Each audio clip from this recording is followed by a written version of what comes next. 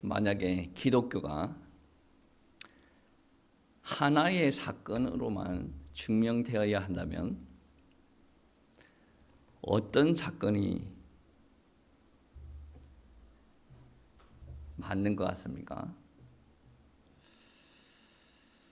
어떤 사람들은 사랑, 섬김, 기적, 치유 다 의미 있는 말이죠.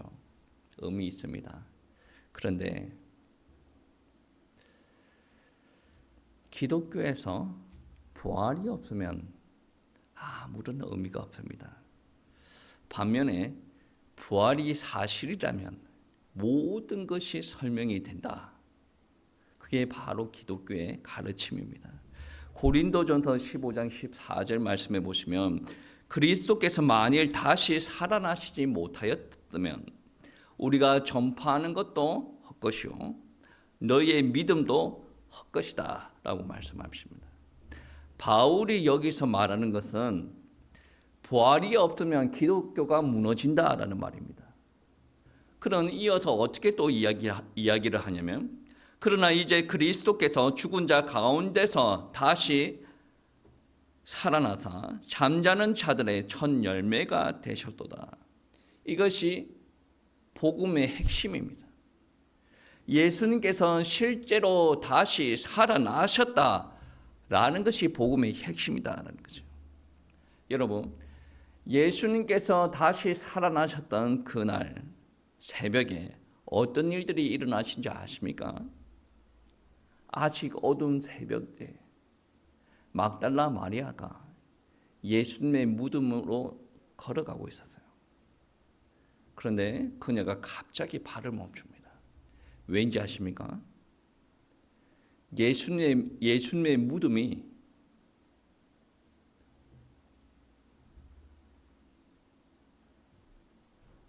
자기가 봤던 그러한 모습이 아닌 거예요. 돌로 무덤을 막아놨어야 되는데 돌이 옮겨져 있었습니다. 그리고 무덤 안을 보니 예수님의 시신이 없습니다. 깜짝 놀라서 마을로 내려가서 제자들에게 이야기를 합니다. 오늘 본문 말씀이죠. 베드로와 요한이 달려서 예수님의 무덤으로 갑니다. 요한이 먼저 도착하여서 무덤 앞에서 몸을 구부려서 안을 들여다봅니다. 아마 성격이 그럴 수도 있을 겁니다. 뒤늦게 도착했던 베드로는 어떻습니까? 하는 행동이 베드로는 베드로다. 무덤 앞에서 보는 것이 아니라 슉 하고 안으로 들어갑니다. 그리고 상황이 어떤지 봅니다. 예수님의 시체가 없어요. 예수님을 쌌던 세마포가 싼 모습 그대로 놓여 있습니다. 그리고 나서 확인을 했으면 그 모습을 확인을 했으면 반응이 나와야 되는데 이 웃긴 두 제자가 그대로 집으로 내려갑니다. 무덤에서 그거를 확인을 했으면 뭔가 우리 기대가 좀 커서 그런지 모르겠는데 제자이면 그것을 보고 무슨 행동을 해야 되는데 고스란히 내려서 집으로 내려가죠. 왜 그랬을까요? 오늘 본문 말씀 9절 말씀입니다. 20장 9절 말씀 성경책 한번 보십시오. 20장 9절 합독하시겠습니다. 그들은 성경에 그가 죽은 자 가운데서 다시 살아나야 하리라 하신 말씀을 아직 알지 못하더라. 아멘. 분명히 기이한 일들을 목격을 했습니다. 시신이 없어졌어요. 그리고 세마포가 예수님을 쌌던 그 모습 그대로 놓여 있었습니다. 제자들이 그것을 보고 없어졌구나. 그리고 집으로 내려갔어요. 그 이유가 예수님께서 부활하실 것을 알지 못하였다라고 이야기를 합니다. 두 제자는 내려갔는데 막달라 마리아는 내려가지 못합니다. 왜 그런지 아시겠습니까? 무덤으로 처음 올라오는 그 마음이 어땠겠습니까? 슬픔, 좌절감, 그리고 무덤 속에 예수님이 없어요.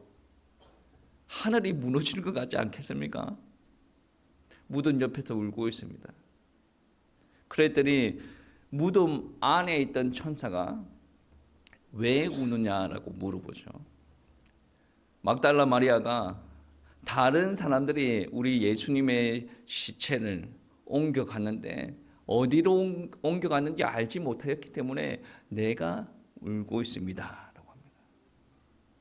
그때 예수님께서 막달라 마리아야 라고 부르십니다. 그 음성을 듣고 우리 막달라 마리아가 어떻게 이야기를 하냐면 라보니라고 말합니다. 이 말은 선생님이요 나의 선생님이라는, 그 말은 무슨 말이에요?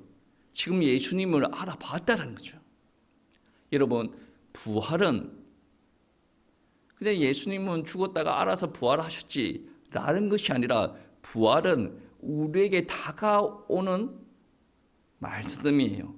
다르게 이야기를 하면 예수님께서 부활하셨다라는 것은 우리에게 보여주시고 들려주시고 그 부활의 능력을 우리에게 주시기 위해서 그 능력이 부활이 일어났다라는 것입니다.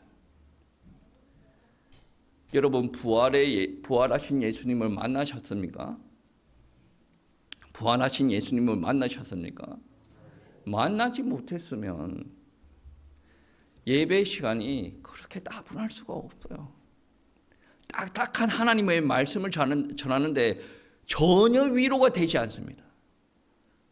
따분한 그 말씀을 통해서 나에게 무슨 인생을 열어가는 지침서가 되어야 될 텐데 전혀 예배는 예배고 나의 삶은 나의 삶이죠. 부활하신 예수님을 만나야 내가 인도를 받을 수가 있고, 지금 이 순간은 모르더라도 시간이 지나 보면 아, 하나님께서 나에게 인도하시고 역사하셨구나 라는 것을 깨달을 수가 있습니다. 어떤 사람이 그러한 이야기를 합니다. 주님께서 자기에게 오셔서 무엇을 도와주고? 라고 물어봤대요. 저는 그 말씀이 거짓말이라고 생각하지 않습니다. 왜? 성경에서도 그러한 말씀이 있지 않습니까? 여러분, 무엇이 필요하노? 라고 주님께서 물어보는 질문이 있었어요. 그 질문을 받았던 사람이 누굽니까? 대표적인 사람이 솔로몬 아닙니까? 지혜가 필요합니다. 여러분은 만났냐라는 거죠. 여러분, 만나야 여러분의 인생이 바뀝니다. 만나야 신앙이 바뀌고 삶이 바뀐다라는 것이죠. 부활은 사람의 이성으로 이해할 수가 없어요. 부활은 하나님의 능력으로 이루어진 사건입니다. 그래서 만나야 되는 거죠. 이성으로는 이해가 가지 않습니다. 그런데 만나버렸어요. 이해가 뭐가 필요합니까? 그것을 넘어서 우리가 예수님을 만나야 될 이유들이 다 있습니다. 여러분, 예수님의 부활은 그 누구도 도운 적이 없습니다. 인간이 도운 적이 없어요. 그리고 이해도 못했습니다.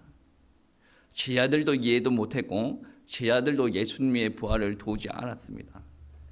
그런데 예수님의 부활을 받아들이기 싫었던 사람들은 다른 말을 꾸미기 시작합니다. 특히 유대인들의 지도자들, 그들은 예수께서 부활하셨다라는 소문이 퍼지면 자기네들의 입지가 불안정해지기 시작합니다. 그래서 예수의 부활을 숨기기 위해서 거짓말을 하기 시작합니다. 이런 사람들은 예수님을 만나지 못합니다. 여러분, 특별한 경우에는 예수님을 막 부정하는 그 사람에게도 하나님의 은혜가 임하기도 합니다. 그런데 대체적으로, 원칙적으로 하나님을 부정하는 사람들에게는 은혜가 임하지 않습니다. 부활하신 예수님을 만날 수가 없다라는 말씀입니다. 유대 종교 지도자들은 어떠한 말들을 만들어냈습니까? 제자들이 시체를 훔쳐갔다. 그리고 예수는 실제로 죽지 않은 것이다. 그리고 제자들이 환상을 보고 환영을 보고 예수가 부활했다고 착각하는 것이다. 그러나 이 모든 말들을 뒤집어 보면 예수님께서 다시 부활하셨다라는 말이 되는 겁니다. 여러분 한번 보세요. 예수의 제자들이 예수의 시체를 도난해 갔다, 이 말을 한번 뒤집어 보십시오. 똑똑하지 않더라도 우리는 상식적으로 생각이 가능합니다. 지금 무덤 안에 예수님의 시체가 없다라는 말이죠. 분명한 것은 지금 예수님의 무덤에 시체가 없다라는 말이에요.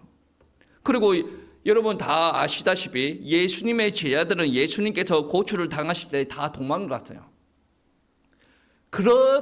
그랬던 사람들이 어떻게 예수님의 시체를 훔치려고 로마 군인들이 경비를 서고 있는데 거기 가서 예수님의 시체를 가지고 온단 말입니다. 상식적으로 말이 되지 않습니다. 그리고 예수님의 제자들은 부활하신 예수님을 증거하면서 다 순교를 당합니다.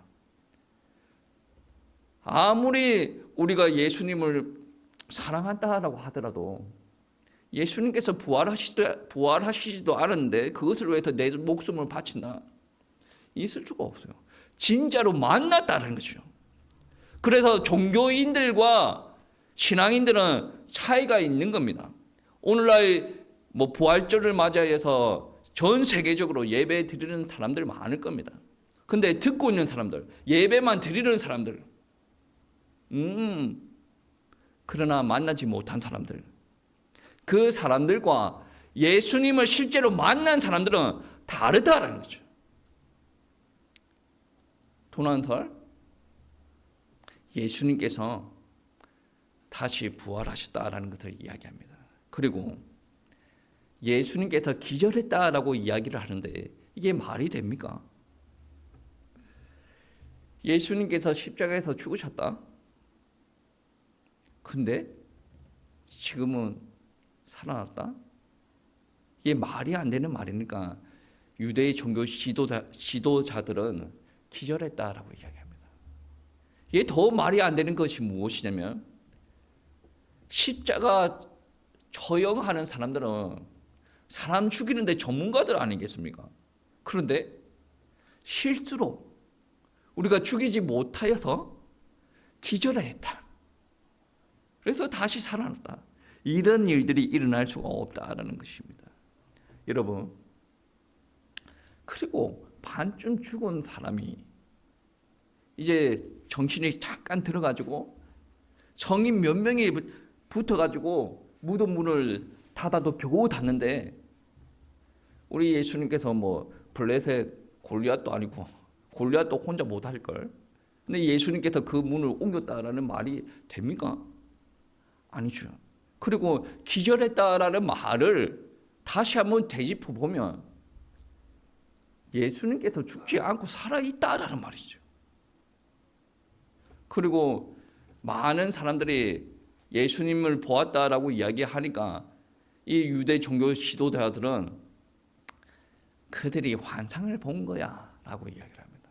근데 환상도 다양한 곳에서 많은 사람들에게 예수님께서 보이셨습니다. 이게 환상이 이런 일들이 일어날 수가 없습니다. 이 모든 이야기를 종합하면 어떤 말이겠습니까? 예수님은 죽었는데 지금 무덤 안이 없고 그리고 살아나서 많은 사람들에게 보이고 계시다 라는 이야기를 하고 있는 거 아니겠습니까? 여러분, 부활은 실제 사건입니다. 실제 사건. 여러분도 부활하신 예수님을 만나셔야 됩니다. 무덤은 비어 있었고 예수님을 쌌던 세마포는 그대로 놓여 있었어요. 몸만 그 세마포에서 빠져나왔다라는 말씀입니다. 이것은 부활은 하나님의 능력을 보여주시는 역사입니다. 제가 예수님을 만나야 된다라고 이야기하죠. 왜 만나야 됩니까? 왜 만나야 됩니까? 만나야 될 이유가 분명하다라는 것이죠. 여러분, 빈 무덤은 선언하고 있어요. 무엇을 선언하고 있냐면 죽음은 끝이 아니다. 사망은 실패했다.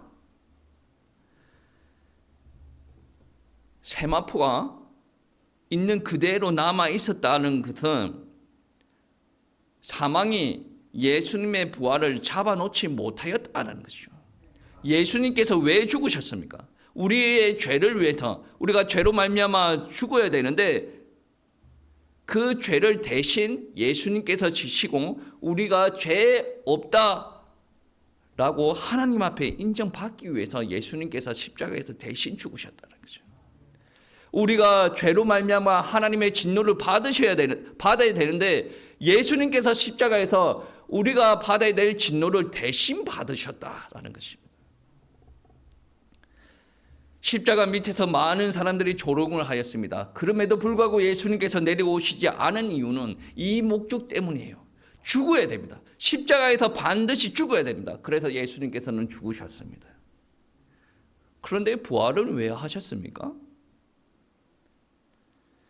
성경이 그렇게 말씀하시거든요. 메시아는 십자가에서 죽으셨다가 부활하셔야 된다. 그리고 부활하셨다라는 것이 하나님께서 예수님의 사역에 개입하셨다라는 말씀이 되죠. 로마서 4장 25절 말씀에 보시면 그는 범죄함으로 내어줌이 되고, 예수님의 말이죠. 예수님은 범죄함으로 내어줌이 되고 또한 우리를 의롭다 하기 위하여 살아나셨느니라. 우리 죄를 위해서 죽으셨고 우리를 의롭다 하기 위해서 예수님께서 다시 살아나셨다라는 거죠. 그 말은 십자가에서 우리의 죄를 위해서 예수님께서 죽으셨는데 그 속죄를 하나님께서 인정하셨다라는 거죠. 다시 살리셨다. 예수님께서 십자가에서 무덤 안에서 의를 이루셨어요. 그 의가 믿는 사람들에게는 전가가 되고, 전가가 된다라는 말은 믿는 사람이 의롭다 함을 입는다라는 말씀이 됩니다. 그리고 예수님의 부활은 첫 열매가 되셨다라고 이야기를 하죠. 첫 열매는 어떤 의미입니까? 앞으로 맺혀질 많은 열매의 시작이다. 예수님께서 부활하셨기 때문에 우리가 다시 살아난다라는 말씀이 됩니다. 여러분, 왜 우리가 예수님을 믿어야 됩니까? 부활을 왜 믿어야 돼요? 지금 이 시간에도 흥미 없는 사람들이 아주 많은 것 같아요. 예수님께서 부활하셨다는데 흥미가 없어. 부활이라는 것은 어떤 개념입니까? 예수님께서 우리를 위해서 죽으시고 다시 살아나셨다. 우리가 하나님에게 의롭다라고 인정받으셨다. 그런데 그게 예수님의 일이야. 나의 일이 아니면 어떤 일들이 일어납니까? 나는 여전히 죄인이고 나는 여전히 죄 속에 있고 죄 문제가 해결되지 않고 나는 의인이 아니다.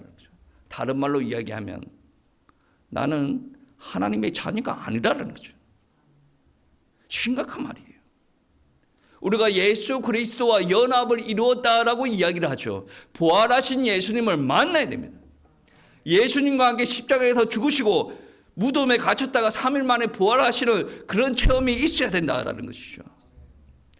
그래야 부활의 능력이 우리의 것이 됩니다. 결론은 아주 분명하다라는 거죠. 부활은 사망의 권세에 대한 승리입니다.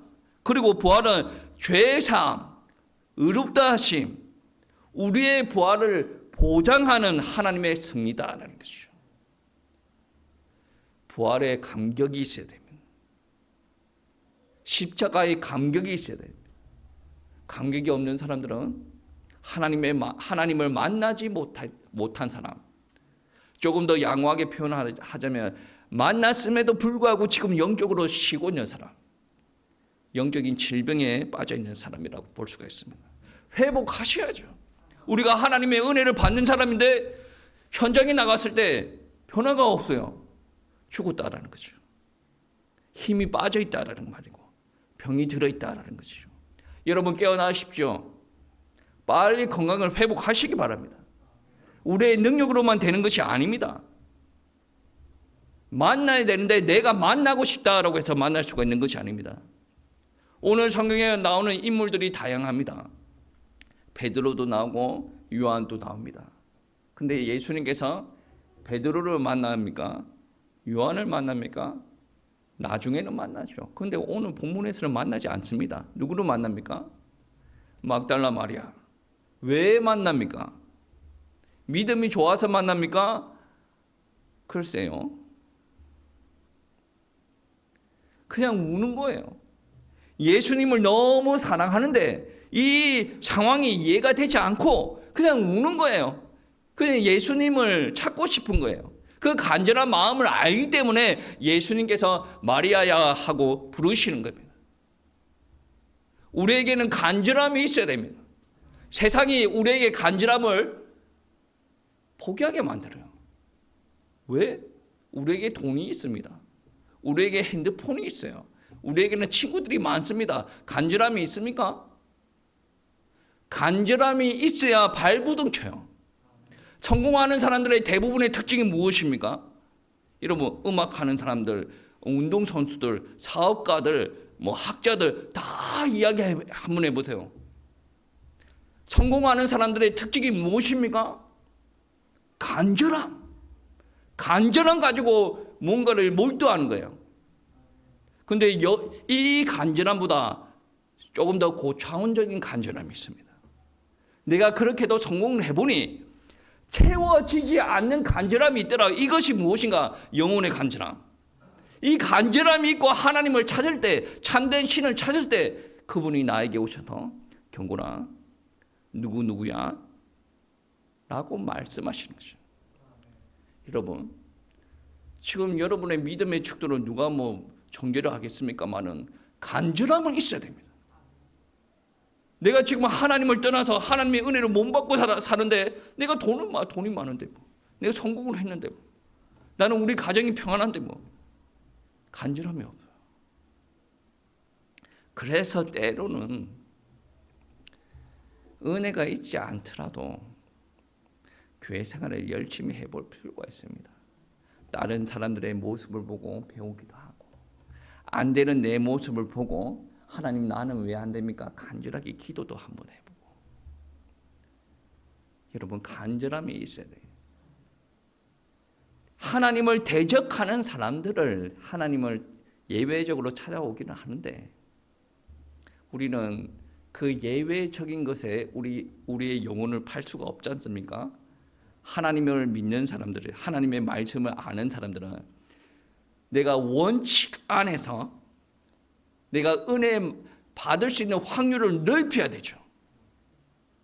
하나님을 만날 수 있는 확률을 넓혀야 돼요. 그래서 예배의 자리에 오는 거예요. 그래서 은혜가 안 되더라도 갈급하게 하나님을 찾는 사람이 되어야 돼요. 기도하십시다. 눈 탁 감고 이렇게 탁 있어. 갈급한 모습이 아니지 않습니까? 어떨 때는 인상을 좀 써보세요. 해도 안 되는데 인상을 한번 기도하다가 억지 눈물도 한번 흘려보시고 하나님의 음성을 들리지 않습니다. 뭘 도와주고 라는 음성도 들리지 않습니다. 갈급함이 있어야 되지 않습니까? 갈급함이 없으니까 어떻습니까?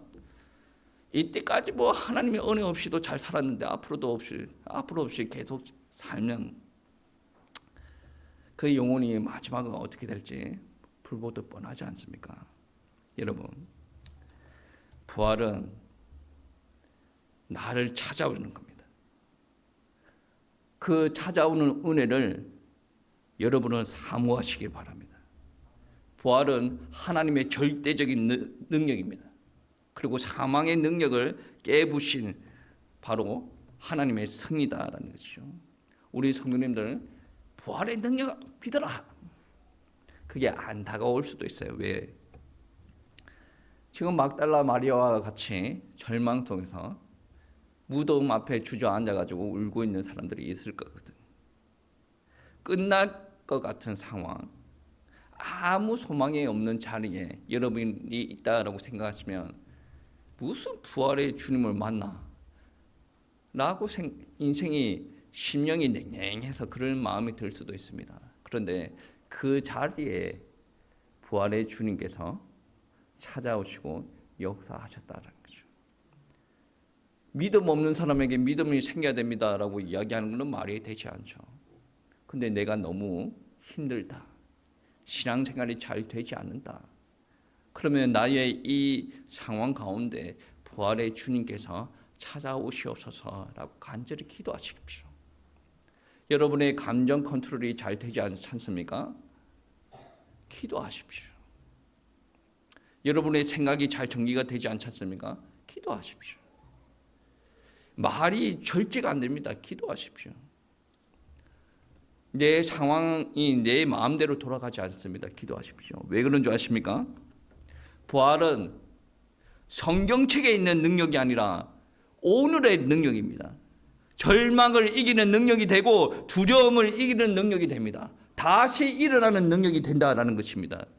그 능력이 바로 부활의 예수님 안에 있습니다. 그래서 우리는 부활하신 예수님을 다시 만나야 된다는 거죠. 부활절 매년 드리는 절기 예배입니다. 근데 그런 형식적인 예배 말고 오늘 부활하신 예수님의 음성을 들으시고 그 주님을 만나시기를 바랍니다. 빈 무덤은 새로운 시작입니다. 여러분 많이 힘들어서 여기에 주저앉아 있는 사람들이 있을 텐데 여기서 부활의 주님을 만나시면 다시 시작할 수가 있다라는 말씀입니다. 오늘 이 예배 시간 그리고 오후 예배 시간 그리고 주의 만찬 시간 부활의 주님을 만나시고 복된 하나님의 백성으로서 살아가시길 축복합니다.